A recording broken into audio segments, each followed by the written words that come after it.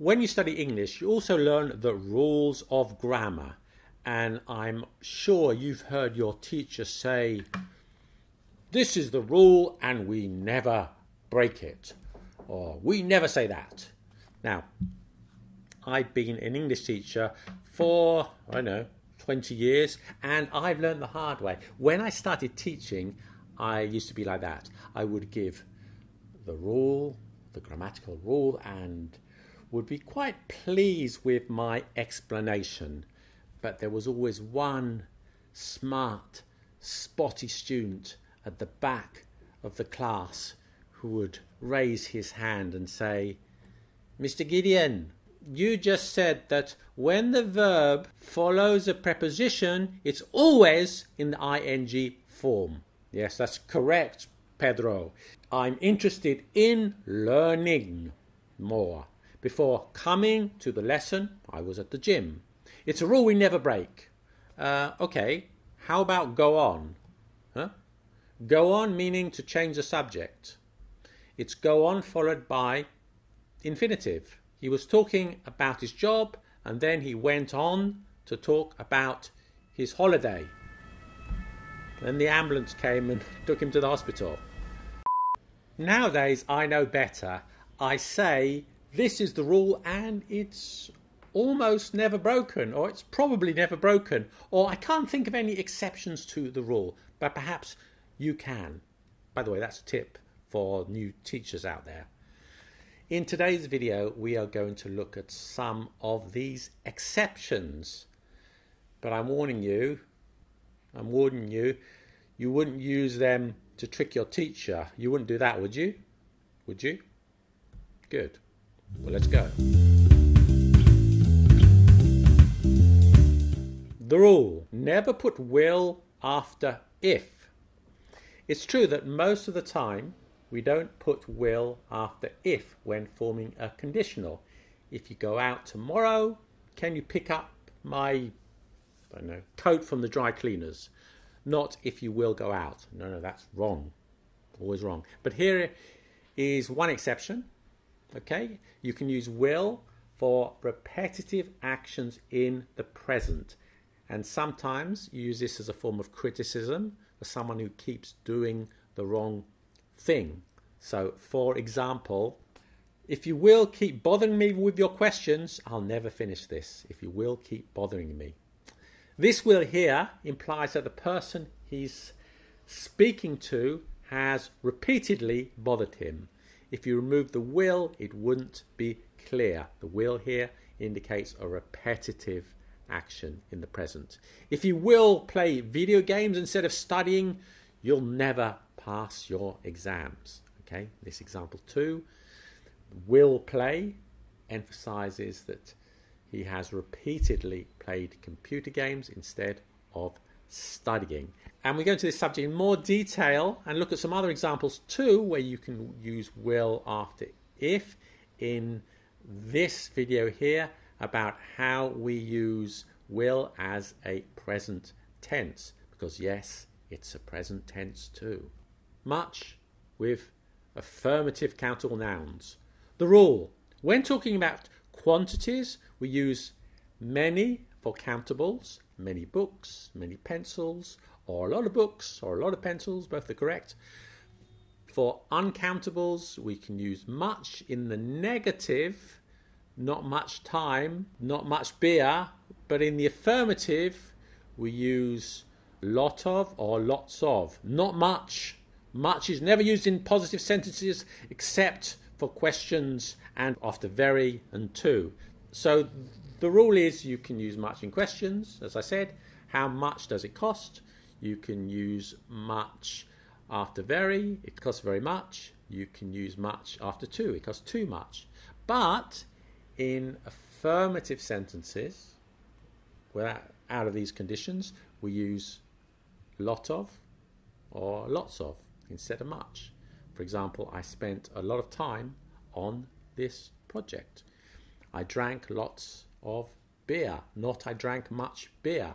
And once again, while it's true that in informal conversation we do use a lot of rather than much with affirmatives, this is a convention. not a grammatical rule, and you are free to break it if you feel the sentence sounds better with much instead of a lot of, and it often does. So you can use much in a formal style. For example, there is much to learn about English grammar. After much effort, we succeeded in reaching the top of the mountain. I have much experience of English grammar, so listen to me. I spent much time on this project.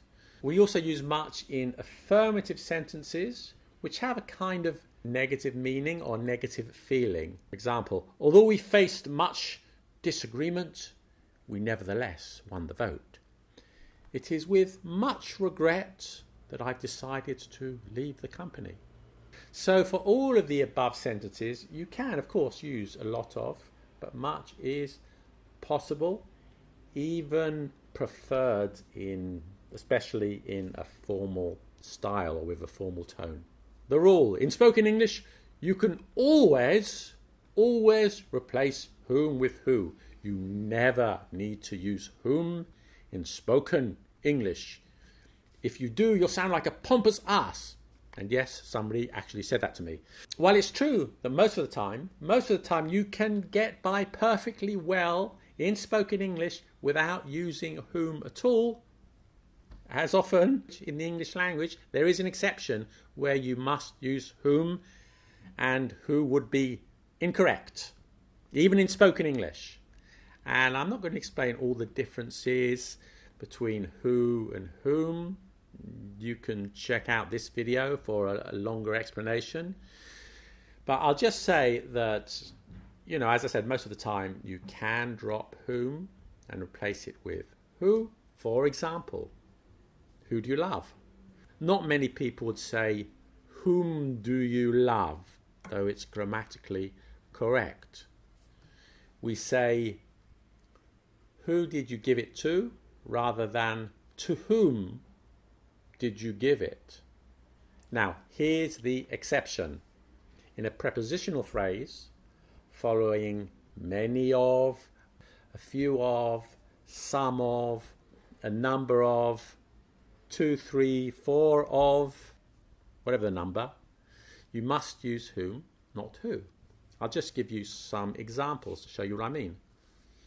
I spoke to a lot of people, many of whom were interested in the product. It was a large group, some of whom were children. There were 5 policemen outside, 3 of whom were carrying guns.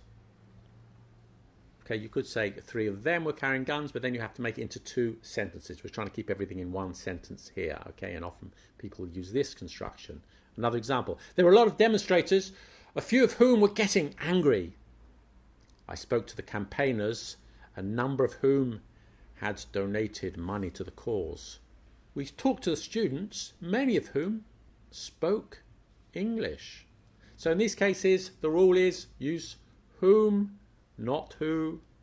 Formally, informally, spoken, written, whatever, it's whom, not who.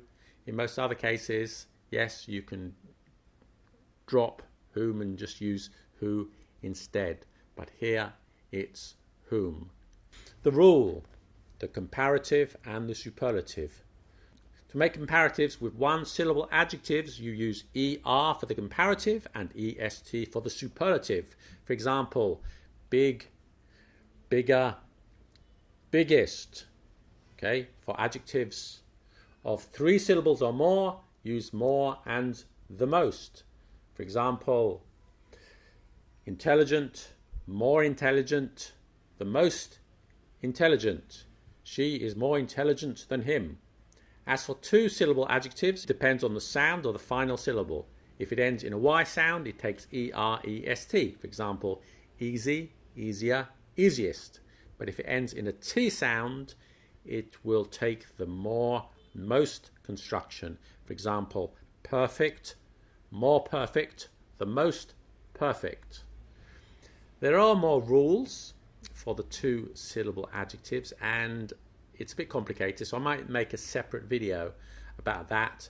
But today I just want to talk about the exceptions. Oh, and by the way, of course, there are 1 or 2 irregular ones, such as good, better, best, and bad, worse, worst.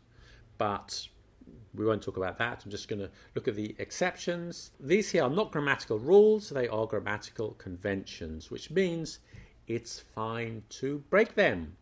So generally I'd follow these conventions, but you might want to consider alternatives depending on the words and the sounds and the cadence of the phrase.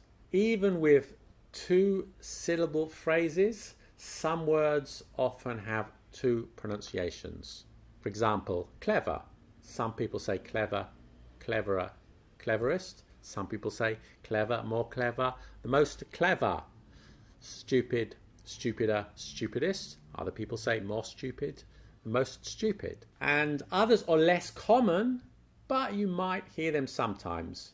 Almost all of the time you'll say easy, easier, easiest. But sometimes you might hear someone say, this is more easy than I thought. And that's perfectly okay. Sounds okay, doesn't it? This is more easy than I thought. Yeah, it is okay. With one-syllable adjectives, the E-R-E-S-T are by far more common. But you can break the convention. Old, older, oldest. He's older than me. That's fine. But take an adjective such as keen. For example, shouldn't it be keen, keener, keenest? This is one syllable. But sometimes you'll hear people say more keen. For example, frankly, I'm more keen on the red ones than the blue ones. And that sounds fine, doesn't it? Even big. Big, bigger, biggest. Yes. And you will say big, bigger, biggest in 99% of cases. But maybe, just maybe, in some of your sentences, more big may sound better. I'll try and think of an example. Why did you choose the extra, extra, extra, extra large pizza? Well, it was just more big, that's all. So perhaps not a great example, but the more adjective leaves a little tension because there is a gap between the word more and the adjective, and sometimes you might want that when you're being a bit playful with the language. And if you're still not convinced, even Shakespeare broke the rules or the conventions. Here are just a couple of examples.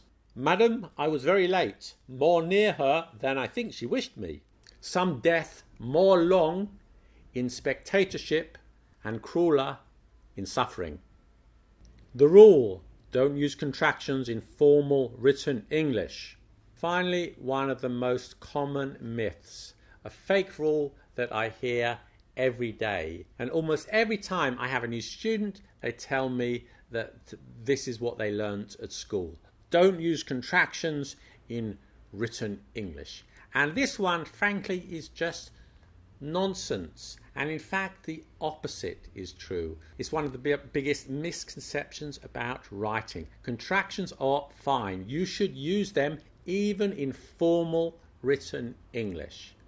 Okay, let me qualify that. Don't use gonna, wanna, shoulda, coulda, dunno in your essays. No, these are informal contractions.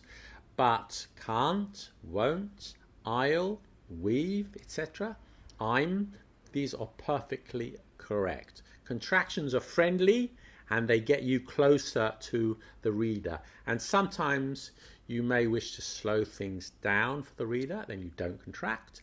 And these rules are exactly the same in spoken English and in written English.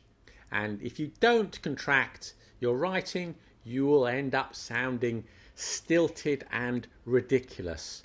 For example, it is a beautiful day, is it not? No, it's a beautiful day, isn't it?